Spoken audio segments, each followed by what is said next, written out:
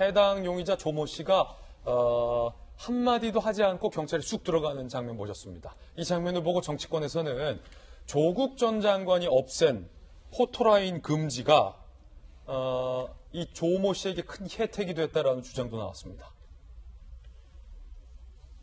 이준석 미래통합당 최고위원이 그제 SNS에서 이렇게 비판을 했는데 누구를 수사하다가 포토라인이 폐지됐으며 포토라인 폐지로 누가 수혜를 입었는지 보라. 또 그게 수사기관 개혁의 일환이라고 포장했던 정권이 누군가 2019년 10월에 있었던 일이다. 사람 가려서 포토라인 세우면 당신들이 말하는 수사 준칙은 인권수사가 아닌 특권수사다라고 조국 전 장관을 재소환한 겁니다. 미래통합당 선대위의 정원석 대변인은요. N번방 용의자 신상 공개와 포토라인 세우기는 힘들어질 것이다. 포토라인 금지의 수혜자 제1호가 조국 전 장관이기 때문이다. 조국발 N번방 선물과 다를 바 없는 포토라인 금지를 전면 재검토하라 라고 주장을 했고요. 이에 대해서 조국 전 장관이 입을 열었습니다. N번방 사건은 성폭력특례법 25조 1항에 따라 신상 공개는 가능하다라고 법률 조문을 함께 게시를 했는데 조 전 장관도 포토라인에 대해서는 언급하지 않았군요.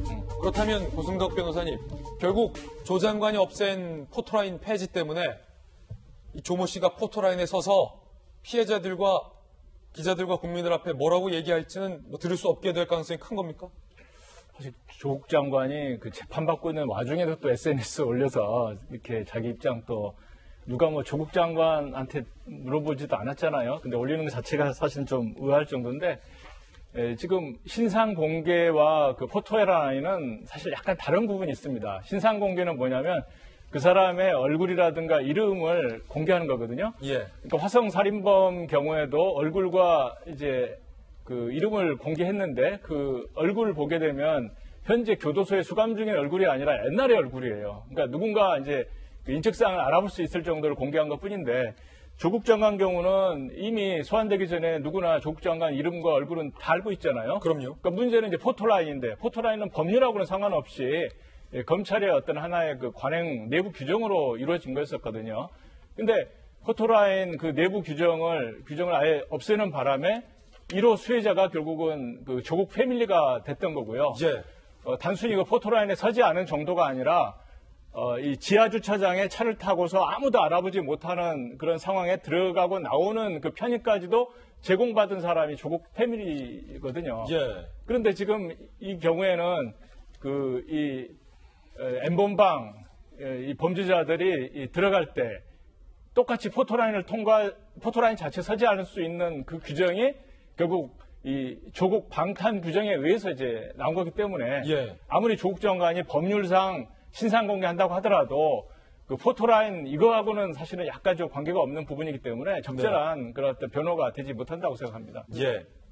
조국 전 장관을 떠나가지고 이 사태로 인해 가지고 우리가 좀 관행처럼 여겨왔던 거 혹은 뭐 잘 모르는 것들에 대한 이야기들이 폭발적으로 나올 거라고 봐요. 아까 그 사회복무 요원들이 개인정보에 접근한 거 있지 않습니까?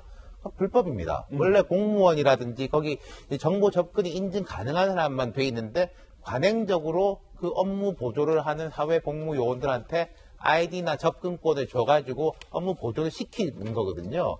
그런 게 없었으면 사회복무 요원들이 그 개인정보에 접근을 할 수가 없어요. 근데 다 다시 열어줬기 때문에 그런 데 대한 문제 제기 같은 거. 그리고 국회 법사위에서 뭐 이 문제가 나왔는데 이렇게 뭐 잘 안 달아줬다.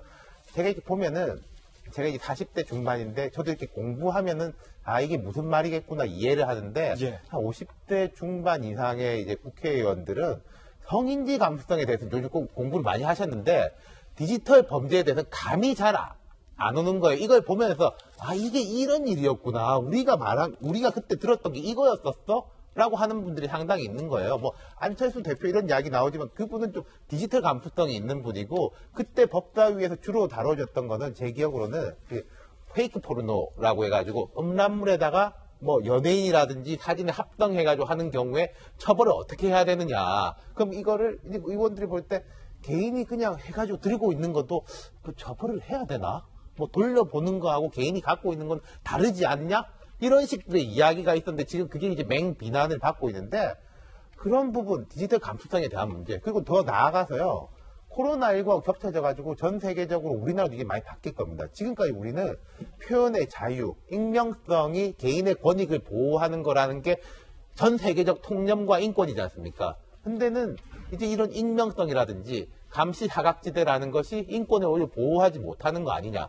또 코로나19 같은 경우에도 그렇죠. 유럽 같은 데서도 우리도 한국이라든지 싱가포르처럼 개인 동선 다 밝히고 통제해야 되는 거 아니냐?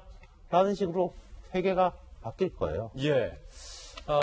이른바 포토라인 금지 특혜 논란. 잠시 후에 저희가 미처 못다한 이야기는 라이브 방송 2, 3할로에서 또 상세하게 다뤄보겠습니다.